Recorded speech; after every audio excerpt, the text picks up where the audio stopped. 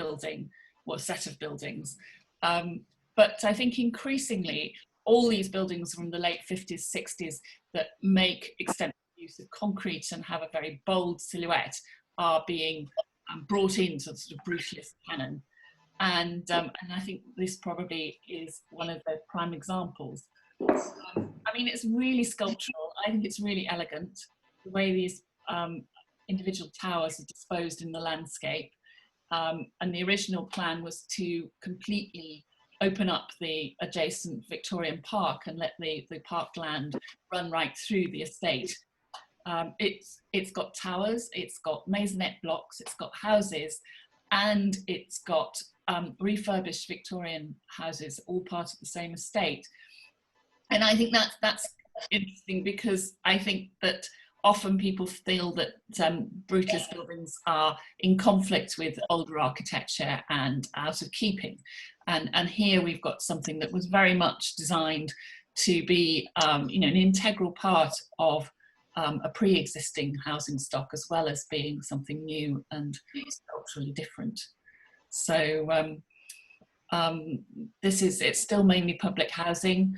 Actually, while we've been under lockdown, there was a fire in a flat in one of these blocks, and everyone around here obviously was totally panicked because of the Grenville fire, which I don't know whether do people know about the Grenville fire? And it was a fire about 18 months ago in a public housing block in Notting Hill, and a lot of people were killed because it was a concrete building and it had been overclad with panels to, I think, both make it look less brutalist and to improve its thermal performance, to insulate it. And the fire got in behind the panels and spread very quickly, and you know, it was an enormous loss of life. It was very tragic. And with this one, the fire was totally contained within just one apartment. No one was hurt, and it was very quickly brought under control. So I think, you know, it sort of shows that actually these concrete exteriors are very functional, really, and have a lot going for them. And if these blocks, I think, are sensitively upgraded, they can carry on providing really high quality housing. The size of the apartments in these blocks is really pretty good, and the views obviously are amazing. So so that's one of my favourites. And then this is a very recent case for the 20th Century Society.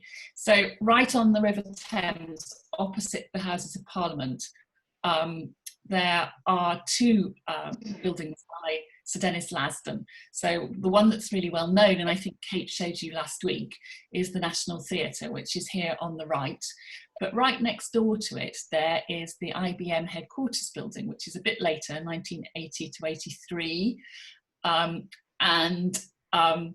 That one wasn't listed, and there is a current scheme to put a massive roof extension on and fill in its internal courtyards and generally make a huge number of changes that we felt would be very damaging for it.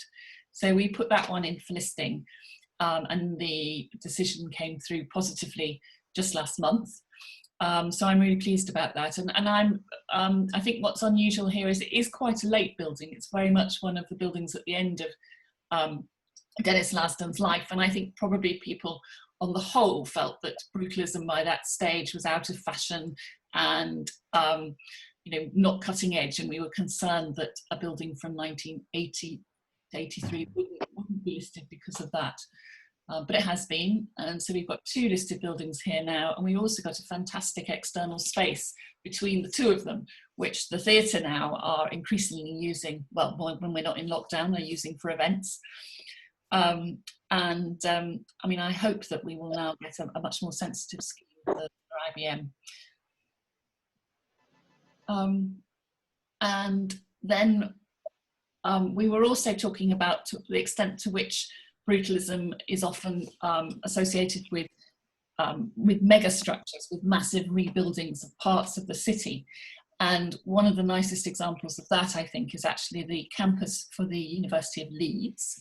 So Leeds is in Yorkshire, and partly I think the idea of a megastructure was because the weather there can be quite harsh, would be that as a student you would be able to go from your dormitory to your classes on a series of raised and sheltered walkways so that you didn't have to be exposed to the climate.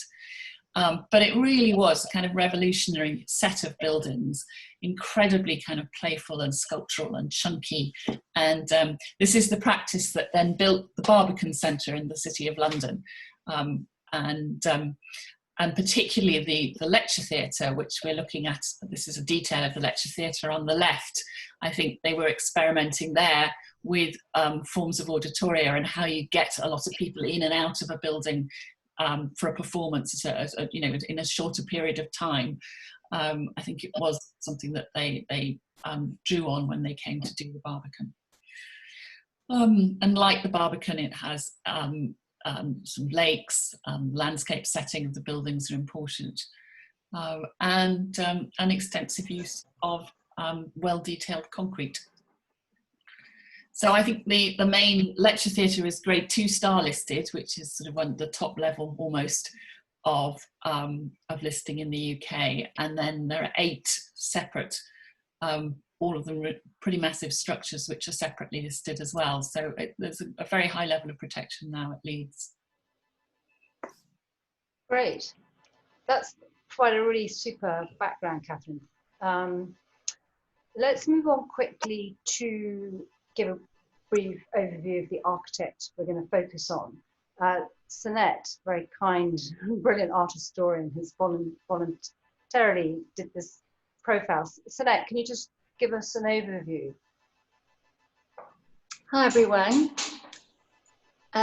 Right, so when I started this research, I couldn't understand why it was so important to preserve buildings like the Werdmuller Centre, for instance. I had a completely different appreciation of brutalism, but this research has helped me a lot to understand that in South Africa, buildings like this are very suited to our, I think, stark landscape.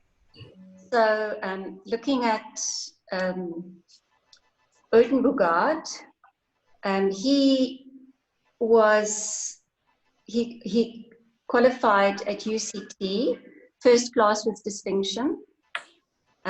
He was the first South African student to receive the Prix de Rome scholarship to Rome, where he studied for 2 years, following which he went to study under Louis Kahn and David Crane in Pennsylvania, where he also got 2 master's degrees.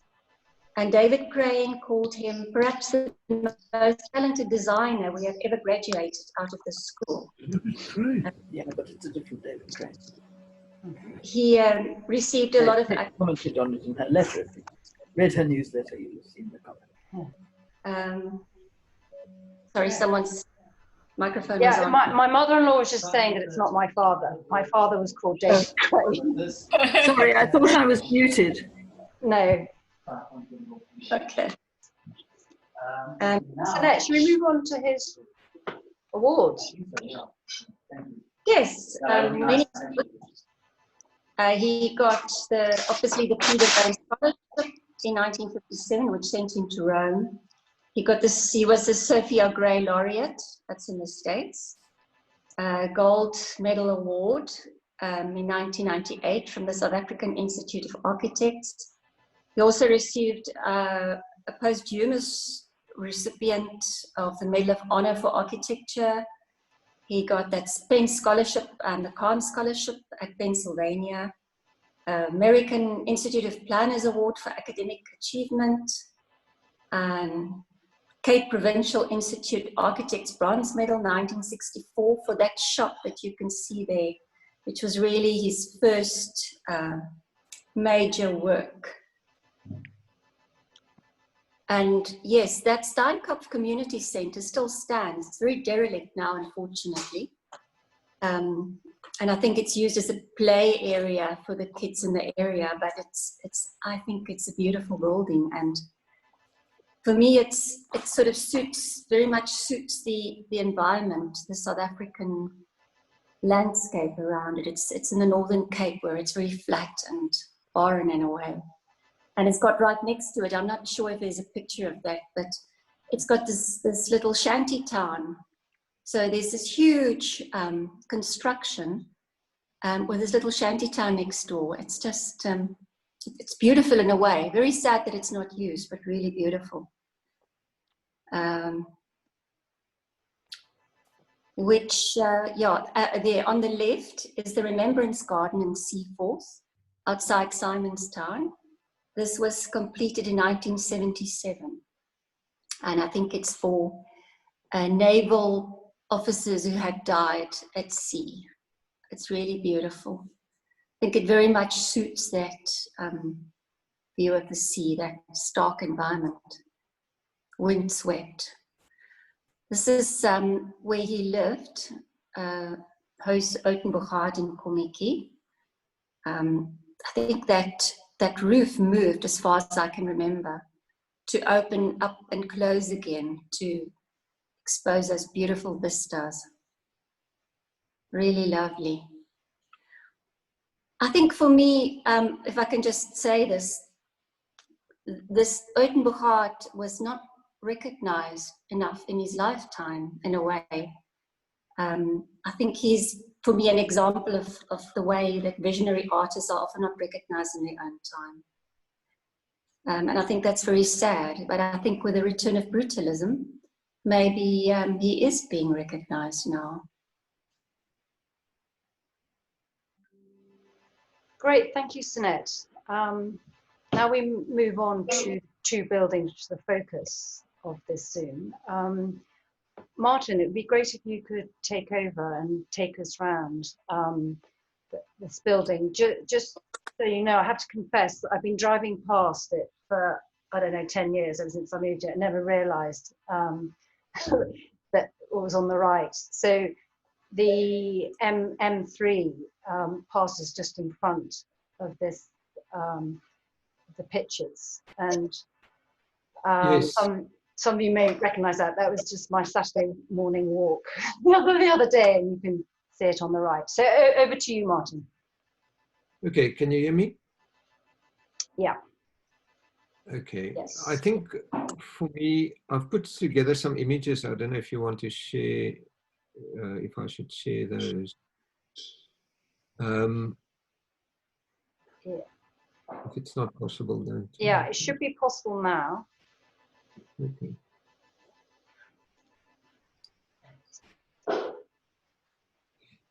Go for it.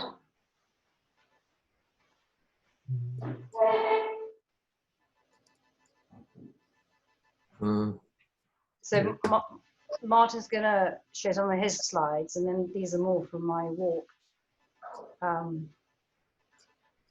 It's slightly depressing, I have to say. And Guy Briggs, my husband, when I showed him these pictures, he had a fit at the way they've been sticking stuff on the side of the building. Yeah. They look like self. Can you see these? Can you see these? I can't. I'll stop my share. Yeah, it's working. Can everyone else see Martin's model? Yeah. Fabulous. Okay, so thank you. Nice to see everyone.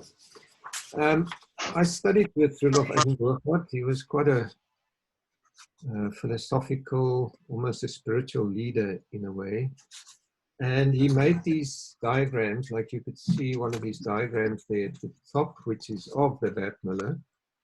And that he would often, in a very succinct diagram, explain his designs, you know, which was quite amazing, almost like little cartoons that he drew.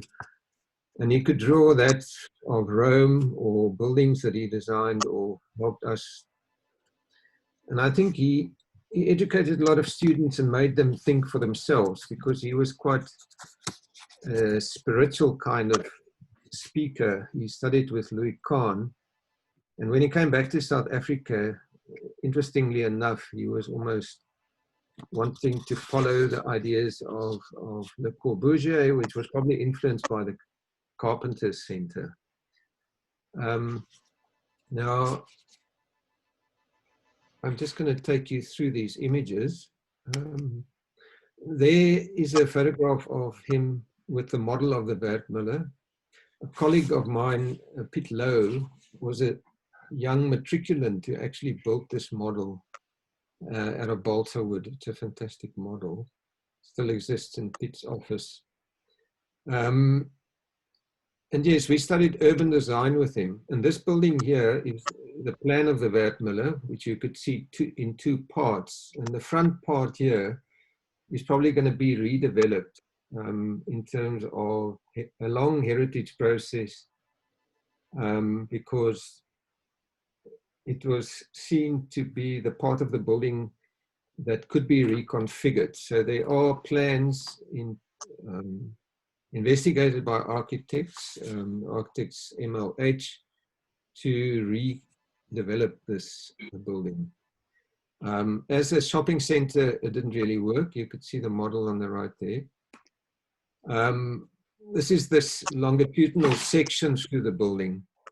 So the most beautiful part of it is really the inside, and also how the building opens up throughout. So people could come in from anywhere through the building. And I think in how South Africa's security situation is, it doesn't really work. And that's why these mall type buildings have become more popular. And when Cavendish was developed, this building started losing its importance as a shopping center. But these are some of the photographs by Galen Pinnock. He's an artist, architect, makes beautiful artwork. But these black and white photographs just shows the sculptural qualities of the building. It's got a series of ramps that link things. And the intent was that it would link through to the station. And there were post offices up there. There was a post office up there, and there were offices up to upper levels when the building was, when I first visited the building in 1978, it was just completed a few years before, and I was a first-year student at Pretoria University. And that's the side arcade. These photographs were taken in 2007 when the building was still very operational. More of the sculptural qualities that one could see. I think it's also this thing where the brutalist buildings were done in concrete, and concrete became a material that allows you to do all these moldable, modular kind of sculptural forms.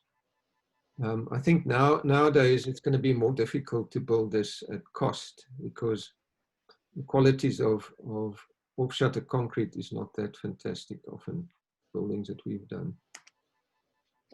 This is the sports center. Kate showed you a picture as well.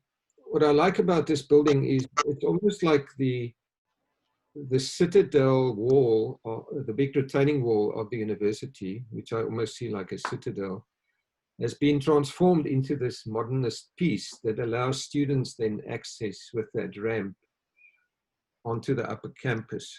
So for me, as an urban gesture, it's quite an important structure. It was covered with slate tiles, which have started to fall off the building. And eventually it was taken off, because Cape Town has high winds, and often these things become dangerous projectiles. That's another view of that building. What I really like about it is the balance between the glazing and the the concrete. I mean, most of these brutalist buildings, and I think Catherine would agree, they have this very brutalist finish, so to say. The French talk about béton brut, and often the aggregate used. And I found that those buildings, when you have days where the sun don't shine, like we often have in Cape Town and London, those buildings don't come over so well. So people, you know, a lot of people hate these buildings. They hate the quality of it, they hate the materiality of it. But I think a lot of architects love them, and it's good to know that they're also threatened in other countries than South Africa. I believe in America, you know, modernist, brutalist buildings have disappeared, and Catherine can fill us in on what happened in the UK. Martin, this one, were you saying that it was covered in slate originally? parts of it was covered in slate, yes. I mean, these facades that we were looking at, were they originally concrete, or did they have slate on them? It's actually the other side of the building that's mainly covered in slate. You can't really see it in that photograph, but you can see it on that photograph. If you see that circular element in the front here, that's covered in slate. Right, so part of it was slate, yeah. and parts of it, yeah. Yeah. Can you see that? Yeah, no, I can. That makes much more sense. I mean, the concrete actually on those bits that we were just looking at, I mean, I do take your point about that, you know, kind of needs the light to sometimes set it off, but it looked quite well detailed. I couldn't imagine that ever having been covered over. Yes. Look, when I studied architecture, postmodernism was coming in. Yes. We had Rainer Banham's book on the age of the masters, and he sort of defined, in a sense, brutalism with the Swissons, isn't it? Yes, yeah. And I remember all the masters had bow ties, you know, Le Corbusier, Gropius, Frank Lloyd Wright, and these guys. They were all bow tied. But they scared me in a sense that all these old gentlemen looking quite austere and all the buildings they did. As a first year, you were quite threatened by those things. And eventually you learn what beautiful buildings they make. But then a lot of brutalist buildings made modernist spaces that don't really work. And I often interested in a place like the Barbican that seems to have a life beyond its architecture. You know, you can, we'll talk about that next week, but comparatively, you know, the sports center works because it's a student sports center. The Werdmuller didn't work as a shopping center. Although I think in early days, the Gothic architecture must also have annoyed people, you know, centuries ago. And the Eiffel Tower wasn't liked when they put that up. I think all buildings go through a kind of low ebb about 20 or 30 years after they were constructed. You know, when they're deeply unfashionable, and usually when they are in need of their first major renovation. And people also have sort of forgotten how it was that they were meant to work, and often they've had kind of changes to try and change their character. And then it's a process of really kind of going back and understanding what the architects was intending, and to try and make the building, you know, express that again and appreciate that again. I mean, yes, I think there's fine examples of buildings that have been reused. You know, we've just had the Zuidsmokka in Cape Town by that looks the week, and the Tate Modern in England, in London. Yes, Tate Modern's been a huge success. That was a power station, and now a very successful art gallery. But I mean, also, I think there is something that I think brutalism, in a way, it works for university buildings. It works for something where that kind of quite loose fit, kind of quite visceral experience is appropriate, and maybe for sort of certainly for high-end shopping. I don't think we've quite come round to seeing brutalism as being something that we can associate with leisure and luxury. I think we're getting there. Exactly. This one, it's lovely how skinny those pilotti are. They're incredibly delicate, aren't they? And really contrast with that very strong line of the sloping ramp. I think yes. It's a really good building. But this building is also hated at the, you know, by academics and students alike, who had, some people have to do their exams there. That's going up the ramp. You can see how the glass is modulated and, in a sense, then speaking to the mountain. So I think it's quite beautiful. Yeah. And then the building is... They not like it because the climatic conditions are not good? I mean, are there rational reasons why people don't like using it that one might be able to address and improve? I think this photo that I took was, you know, the furniture packed out for students doing their exams there, and it's often in winter and it's very cold. Yes, well, that's a reason for not liking being in a building. Yeah. Yes. But lovely natural light in that hall. Yeah. And look, I think the finishes, there were also leaks in the building and so on, you know, so some of the, there are some technical problems often. I think also building at this stage, you know, there'll be lots and lots of extra services, and it's all sorts of, you know, electrical and gas conduits have been tacked on buildings, you know, without really thinking about the architecture, and that is really difficult sometimes to see beyond. You know, it just looks tacky, but the bones of the building are still very strong beneath if you can tidy it up. Yes, exactly. I think, you know, the one thing that I found is that, in a sense, brutalism is a short period if you look at the bigger history in the archive of architecture. And if these buildings disappeared, it would be quite sad. Mm. It's interesting that they also happen a lot in the so-called Eastern Bloc countries, you know, Yugoslavia and places, Ukraine and places like that, where people haven't seen them for years because those places weren't really published, and now they become quite popular on Instagram and Yes. Yeah, no, I think Instagram's been a really big boost really for brutalism, that people have been able to share their images, and the SOS Brutalism site, which has been promoting endangered brutalism buildings worldwide.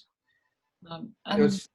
So I find it interesting when you studied, so some of the students or the people, the young architects that I taught, they actually love these buildings. Where we just started studying at the height of modernism, you know, after the height of modernism, and wanted to get away from that sort of way of making places, and therefore we've got a different view on it, our generation, you know. Mm. Interesting. Martin, do you want to show us more slides, or we can go back? I think I'm done now. Okay, great. So I can stop sharing. Okay. So can everyone go back to see mine now? Yeah? Yeah. So this is more of my Saturday walk with my lovely neighbour Katerina, and we couldn't go in because of COVID. The chap in security telling us to go away. But I thought you'd like to see round the side. And the guy was very upset to see the way that it's been not maintained, and he felt the earth should have been covered. Then inside, rather lovely ceiling details. And then Instagram was great, showing some of it in action. In fact, Katerina, my neighbour, she is a great squash player, and they had the league there for the province, and she was told to be really careful in the changing rooms. Not that she'd get stuff nicked, but she could be murdered. Because there are lots of corridors and people could lurk there, and you'd be stuck. So she thinks that it's a sort of scary building. Just going back to the Werdmuller Centre, some facts and figures here. Another lovely old photo. Then again, these are images from the internet. See a rather lovely view, and how sad it is. Actually went there on Sunday with Anna, who some of you know, my daughter, and she wouldn't get out of the car, which was very frustrating. And there's a McDonald's on the corner, and that seems to be doing quite a good trade. So this just give you a feel. I know some of you aren't familiar with Cape Town. It's the southern suburbs. There's Cavendish Shopping Centre, which is much more Anna's cup of tea. Very successful commercially. And then it's diagonally opposite, but it's very near 3 transport nodal points. It's near the station, it's near minibus taxi stops, and the bus. But the owners at the time, Old Mutual, they bought the next door plot, and there wasn't the budget to change the design. And so even from the start, didn't really work. And then the municipality were going to build a ramp, and that didn't happen. Here's some more photos, not as lovely as the ones Martin showed, the Pinnock ones. But I wondered if anyone recognised that detail. It's from Habitation. And there's the corner, and Guy was waxing lyrical about the detailing of I love her. Yeah. Catherine, what are your feelings on what you're saying? I think it's an incredibly complicated and complex building. It looks great. Yeah. And as you say, really well detailed. And although the the concrete's stained, it's actually in pretty good shape, I would say. I mean, there doesn't seem to be any major spoiling of the concrete. There don't seem to be any areas where the reinforcement is rusting and throwing the surface off. Is that right? I've been looking at all these images, and they basically look in decent shape. Yeah. I'm used to being presented with buildings that look incredibly run down compared to this. This looks to me to be, in very good shape, and it would be a real pity, both in architectural and just in environmental reasons, to consider knocking something like this down. Plus, it was interesting, Martin, that you were saying that it's quite hard now to get equally well detailed concrete constructed. I think the craft quality of these buildings is something that we'll increasingly appreciate if they do survive. They really were. The shuttering for making this concrete was a skilled craft, and they weren't buildings that were done on the cheap. They were ones that were really quite carefully considered and put together with skill. Yes, look, I think technological advances of buildings, there's always different materials being explored. If you look at now, computers have actually made it possible now to have printed tiles, that looks like concrete. And, if you look at Herzog and Miron, who also did the Tate Modern, their architecture often has printed stone, artwork and so on in it. And glass has developed to a stage where people now talk about green buildings in glass, so double glazing and things like that. So I think materials have become much more sophisticated, and also a lot of technologies are made off-site now, especially in places like Russia, and in Australia, everyone makes precast as well. Yeah, Australia's got fantastic precast buildings, actually, precast concrete. Well, with precast buildings, if you're making the elements of a building in a factory setting, it's easier, isn't it, to have really good quality control. Whereas these are buildings that were made in situ, mixing up the concrete on the site, and you only get one go at it. Once you've poured your concrete and it's set, it's a huge decision to decide that something isn't quite good enough in quality and to unpick it and yeah. Go. So it's a less kind of pristine and it's just a sort of lower tech, really, rather than the precast buildings that we're familiar with nowadays.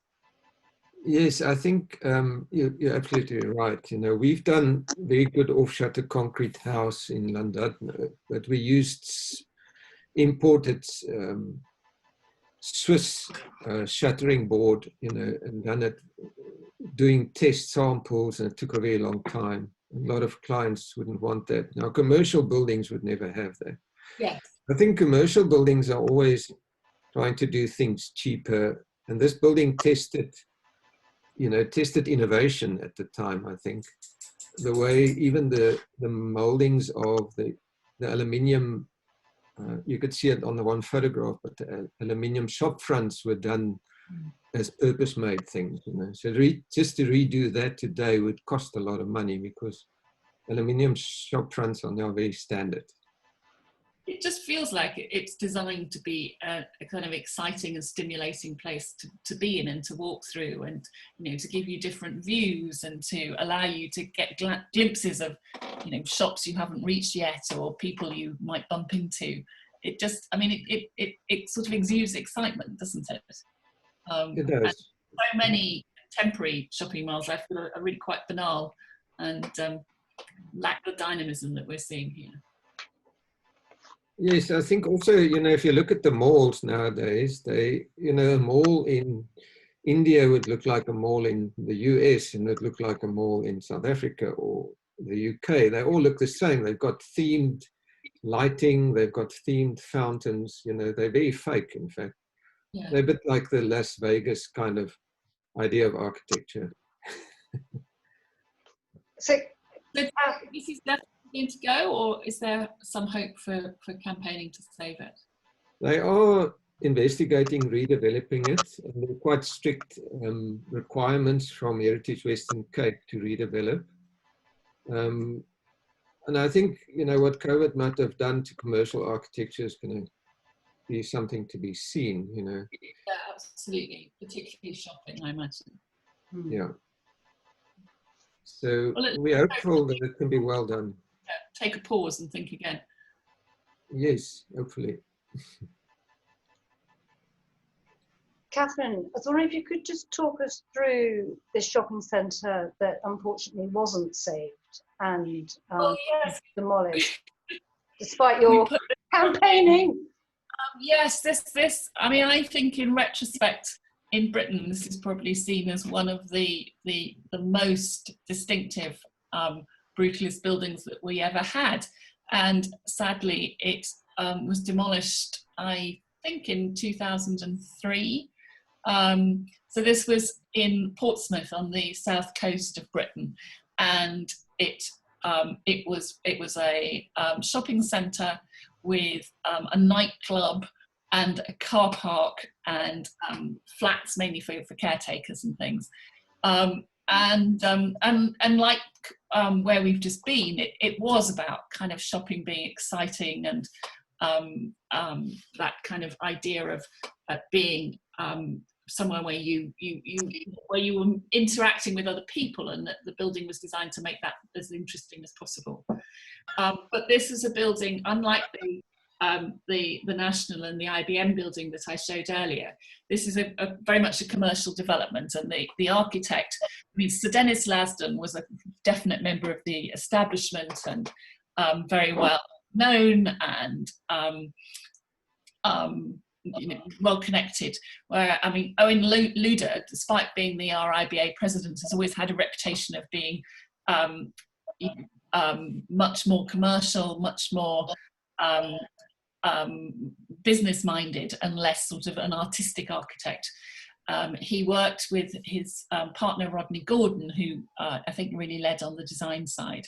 But I think because of that, his all Luder's works are kind of seen as a bit brash and a bit commercial, but they were incredibly inventive. And actually, this isn't the only one that's gone. There was a lovely one in Newcastle, in Gateshead, in the north of England, that was infamous for being the location of a film called Get Carter with Michael Caine in it, where someone is thrown off the roof.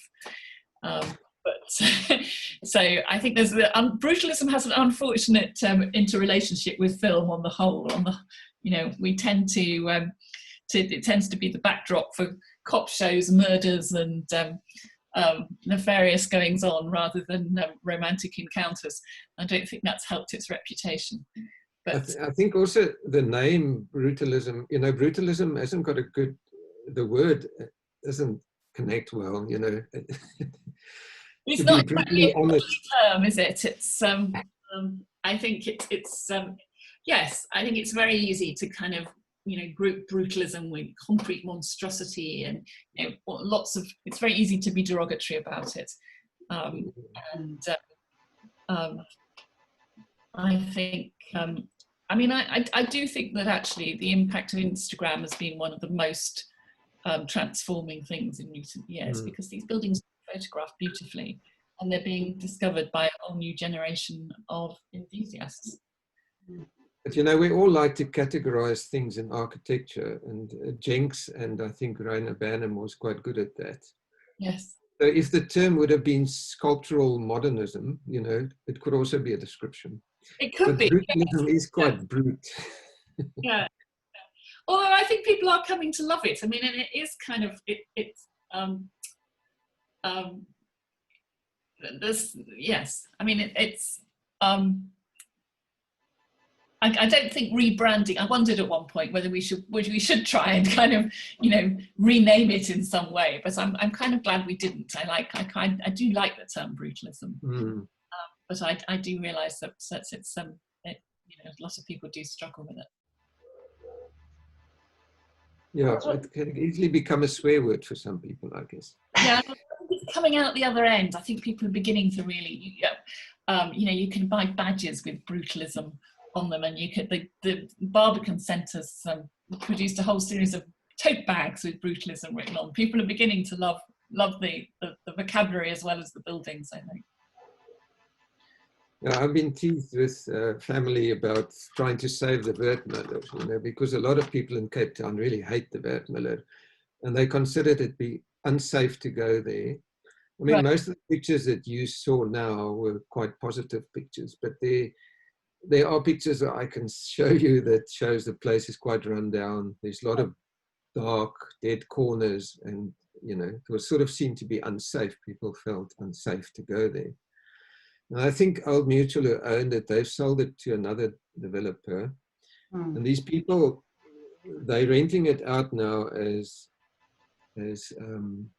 movie sets, you know. It's become quite an income for these buildings. Yeah. But they rent them out to film companies that make movies. Yes, but then that just kind of compounds the image that they have, doesn't they, of being dangerous and run down. There's a shopping centre in the centre of London called the Brunswick Centre, which it had exactly that sort of reputation. It had it's a combined shopping and housing complex, and it had a reputation of being a major hangout for drug dealers and users, and it had half the shops were boarded up. That was taken over and completely kind of rebranded and is now really successful. And it is a problem, because once people start feeling scared and apprehensive about somewhere, then they don't go, and then it becomes more and more dangerous, doesn't it? Just there aren't enough people to make you feel safe. Yes. I was wondering if we could finish off. We've got 10 minutes to go. Talking of success, and I do like the Brunswick Centre. The Waitrose. Catherine, I don't want to put you on the spot, but I wondered if you could, we've got 2 more slides about Corbusier's work in the States as only example, because immediately it's very clear to see its impact on this architecture in Cape Town. Yes, I mean, so this building, I mean, it has this kind of massive ramp that goes right through the building. So it's a building that's both a destination that you go to, but it's also a building that's on a route and that you experience, even if you're, you know, crossing from one side of the campus to another. You can have a relationship with it, even if you're not actually going to do anything in the building itself.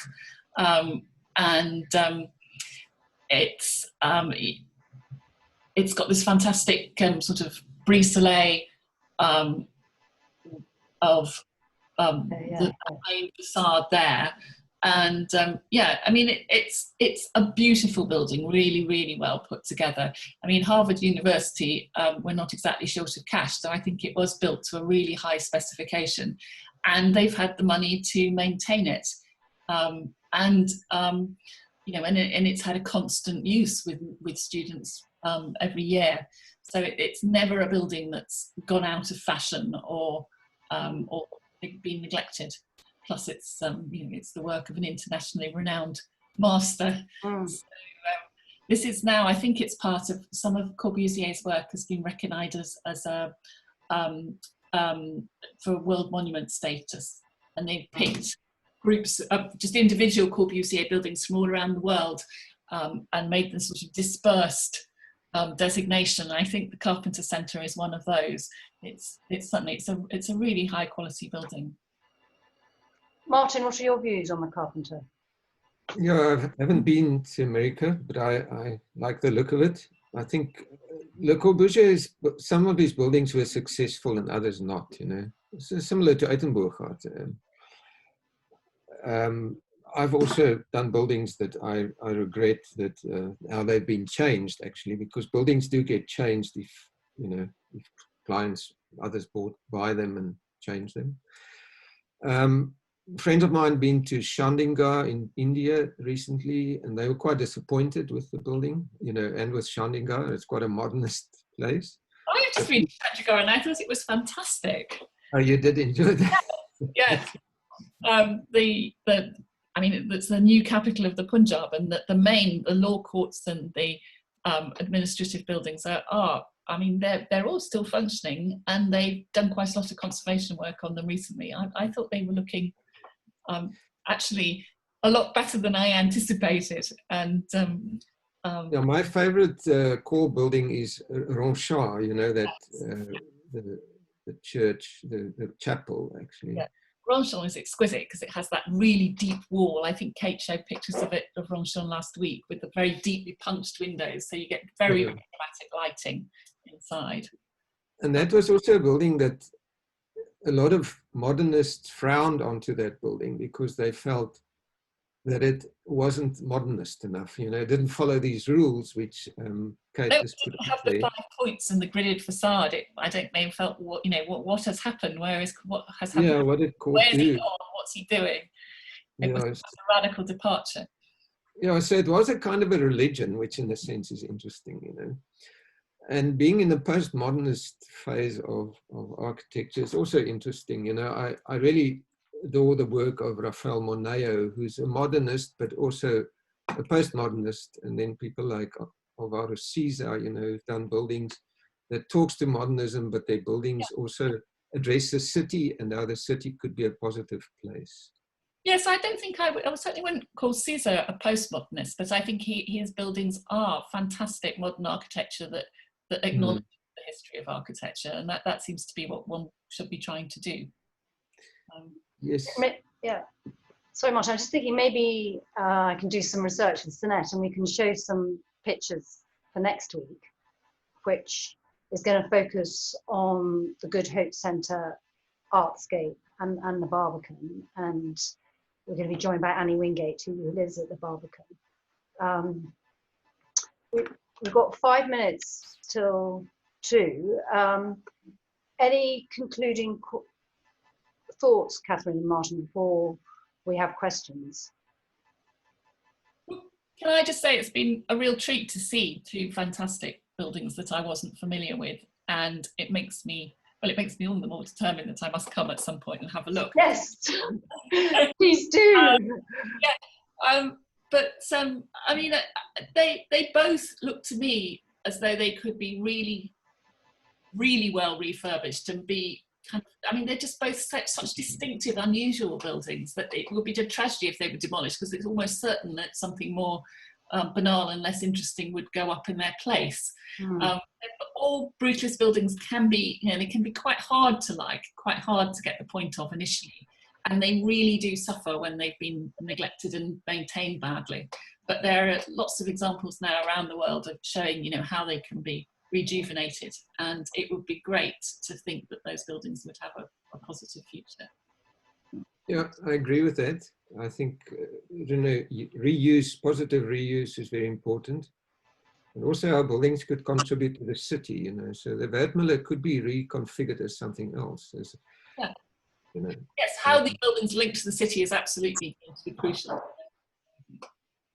Thank you, Kate. I think we could ask questions if there are people who want to. Yeah, if you want to unmute yourself and then give a question, or email me after and we can ask next week.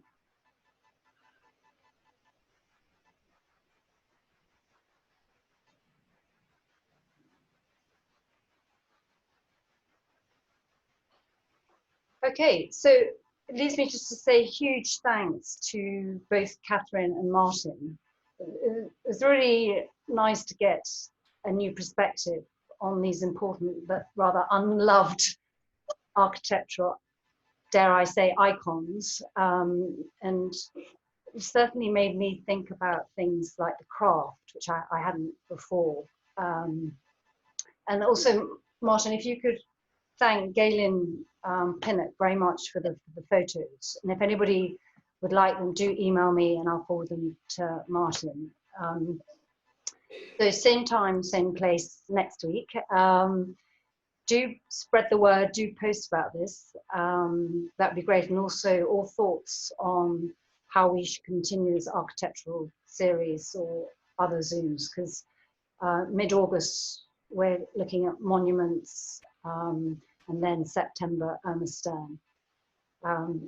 So your chance for unmuting, comments. Otherwise, look forward to seeing you next week.